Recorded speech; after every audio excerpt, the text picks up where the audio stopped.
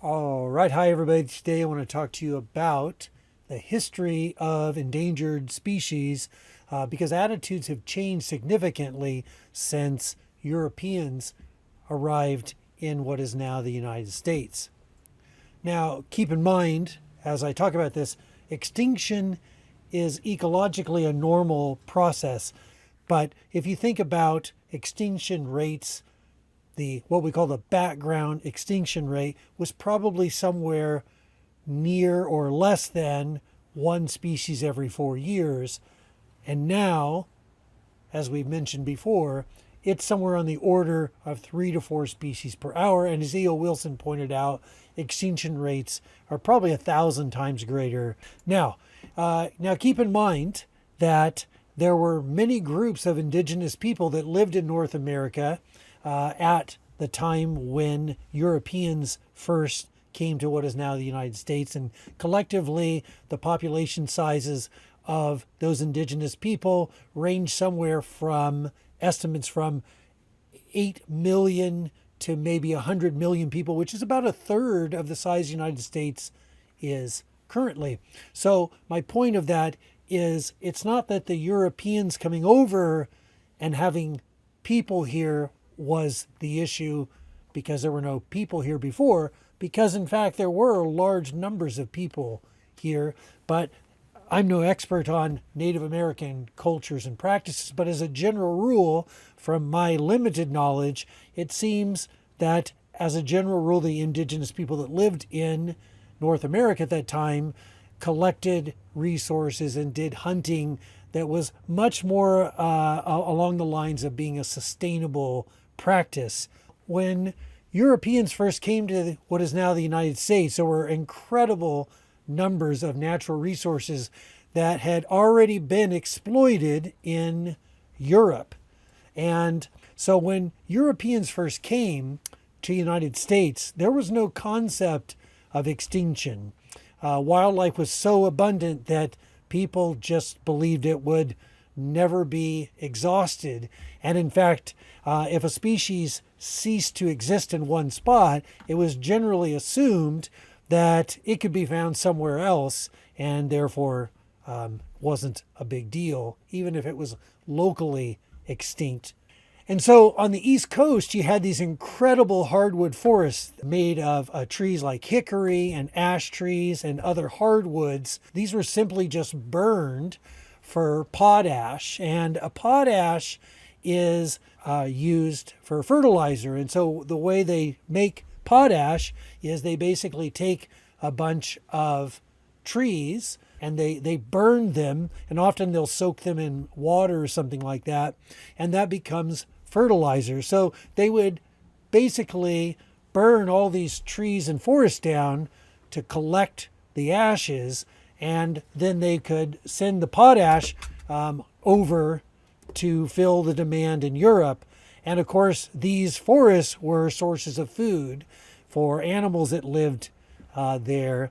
The nuts provided food for birds like the passenger pigeon we'll talk about, and many other types of wildlife. So once you remove those trees, not only do you get rid of the trees, but in a real simple sense, you get rid of the food for a lot of these animals as well. And the Midwest prairies were once the greatest grasslands in the entire world, very similar to the savannas of Africa. There were grizzly bears, and there were millions of herbivores like bison and just incredible amounts of habitat for herbivores and carnivores, and just what seemed like an endless supply of resources. So I think most people know already the story of the American bison that were perceived as being limitless, if you will.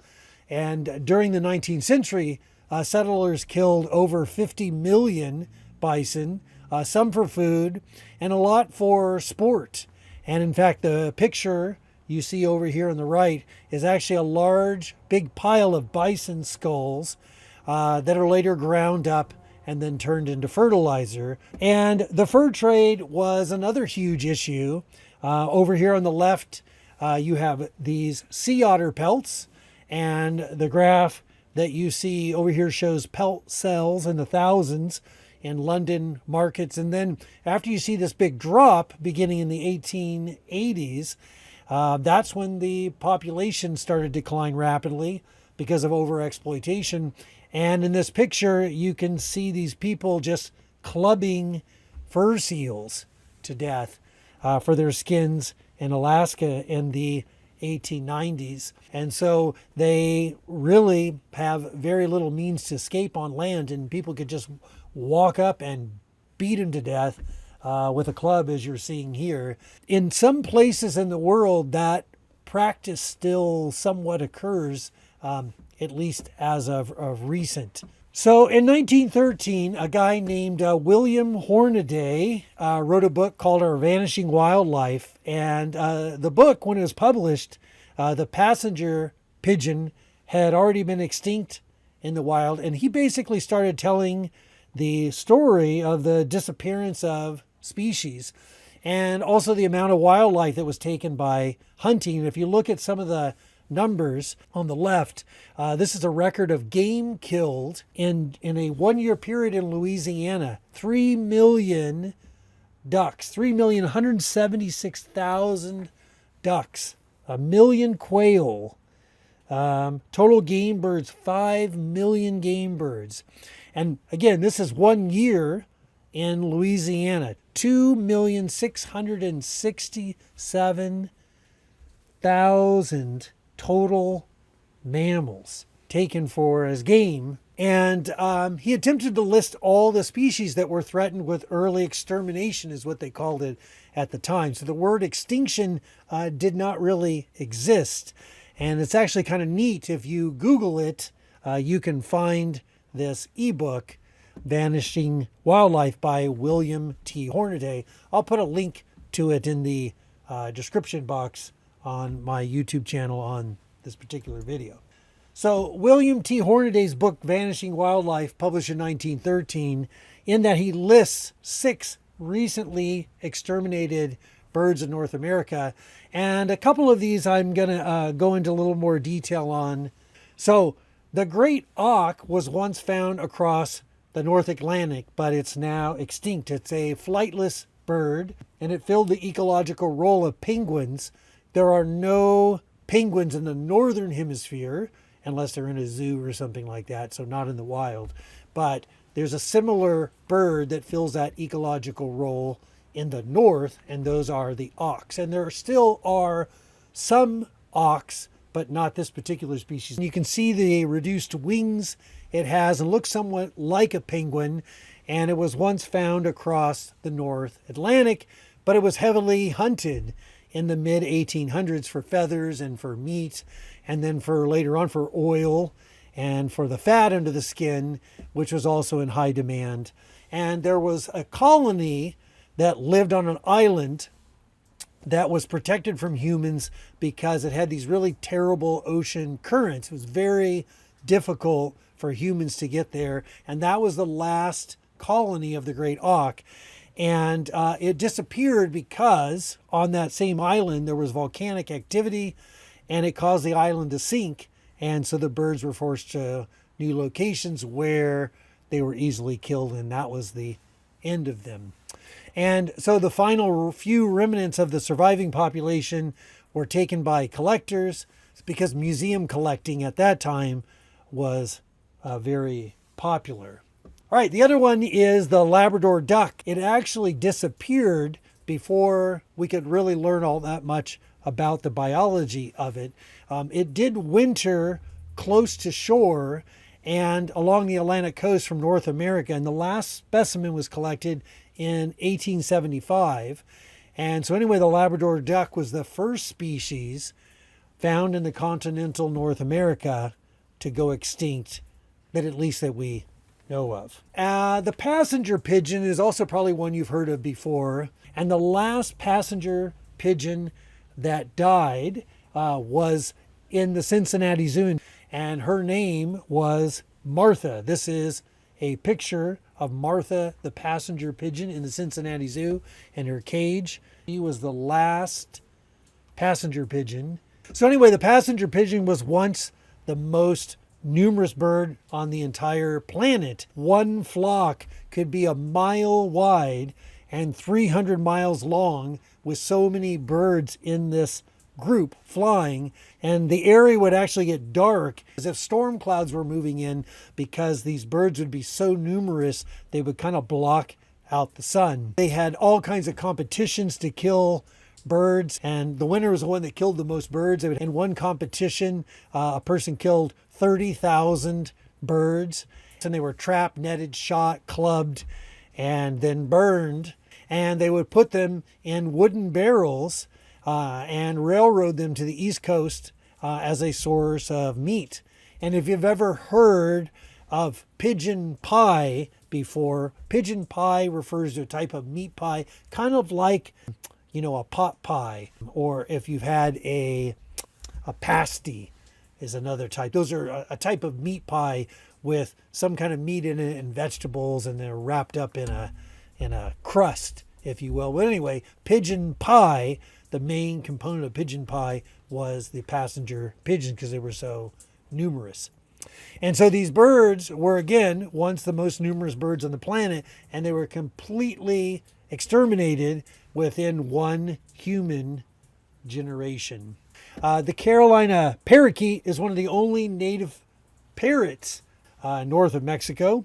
So there are parrots in South America. There are some that come up into Arizona at times. There are wild parrots now that were sort of released. So the parrots that are locally flying around in your city that you occasionally see, those are birds that were probably escaped and are released from a pet shop. There's different versions of the story, and there's different parrots that are now wild parrots in Southern California, for example, but they're not native to Southern California. So the Carolina parakeet, it inhabited the deciduous forests and the hardwood forests of eastern United States and riparian areas in the Great Plains. And like other typical parakeets and parrots, very much like the woodpecker we talked about, these are cavity nesters.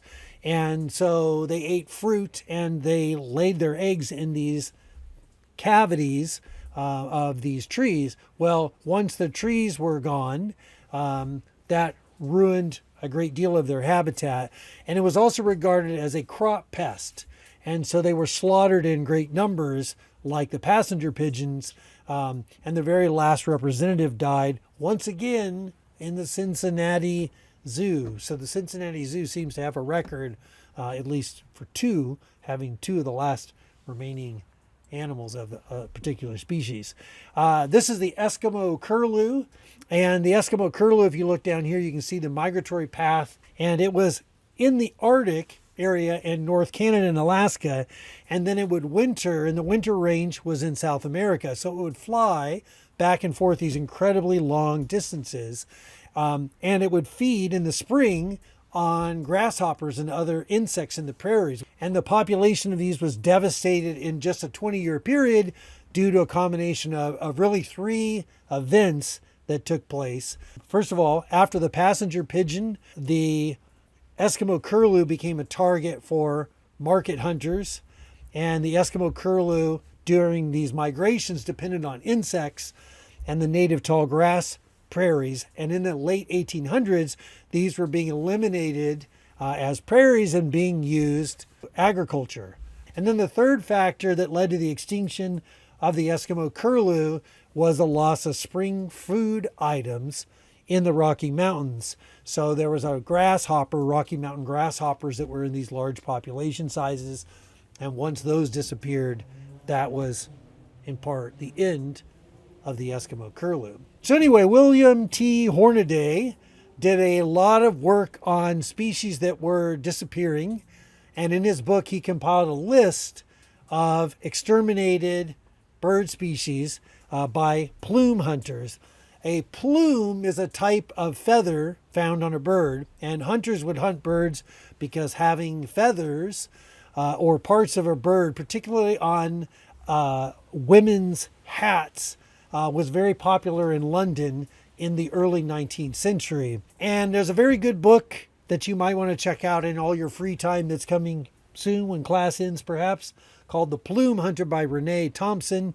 And it talks about the market hunting of birds for these women's hats, and also talks about the ecological standpoint of hunters themselves that were trying to make a living basically hunting these birds. These are plumes on this hat. This bird here on the cover, this is one of our local birds, a great egret. Also, great egrets and great blue herons and birds like that were very common in Florida, and they were very commonly hunted for their plumes.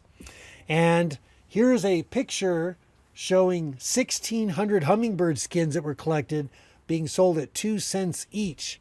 And so bird feathers for museum birds and for feathers for hats and things like that were very popular in the early 19th century. So here's a picture of a plume hunter over here. Again, in a way, trying to make a living. So here's a picture of a lady's hat decorated with a stuffed bird as an example. And it's very common, though, at that time. And the last person I'd like to mention today is Rachel Carson. And Rachel Carson is very famous, I'd say, in the world of ecology and conservation biology. She wrote a book published in 1962 called The Silent Spring. Now, normally in spring, in a normal year, spring is the time when there's a lot of activity of birds. Birds are singing, attracting mates, and so usually in spring it's not silent. But in the silent spring, Rachel Carson is pointing out birds were disappearing because of a particular chemical, in this case called DDT, which we've mentioned before in biological magnification. And DDT at one time was touted as this miracle chemical, and it was sprayed over neighborhoods, and it was used in agriculture, and it was seen as a miracle chemical because they thought it could kill insects and it wouldn't hurt anything else. But what people didn't understand was the impact of DDT as it got into the water, and this is where we mentioned it going up the food chain and being magnified. So animals, as they feed up the food chain, concentrate more and more and more of the DDT. So anyway, Rachel Carson pointed out and made the public aware of the hazards of chemicals such as DDT, and she brought that to the forefront of the environmental movement. And when this book was published, it was kind of the beginning of the environmental movement. And there's a couple of really good biographies written on Rachel Carson, a very interesting woman, worked for Fish and Wildlife, got an education at a time when it was very difficult for women to get educations in scientific fields. Unfortunately, she died fairly early in her life due to breast cancer, but quite an incredible person. And Silent Spring and her biography are both worth reading. Rachel Carson wrote a number of books, but Silent Spring is got to be her most famous book. So, but Rachel Carson is just an awesome, famous, wonderful person in the field of ecology and conservation biology, and everybody in those areas, when you mention the name, everybody knows that book and knows Rachel Carson as well. Okay, so we're going to stop there. I hope everyone's having a good day, and I will talk with you all very soon.